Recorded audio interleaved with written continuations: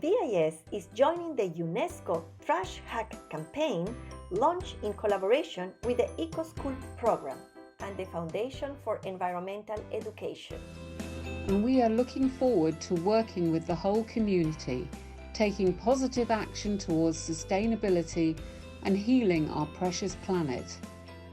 We are looking forward to seeing a variety of activities in the community that could take place at home and where possible in the classroom.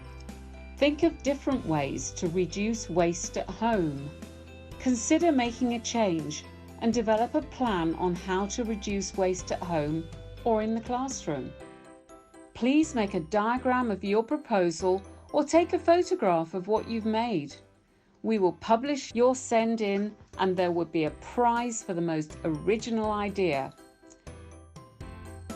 What are trash hacks?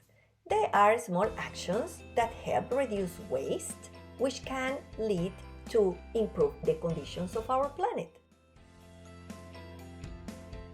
There's a lot to do, and we look forward to hearing from all of you.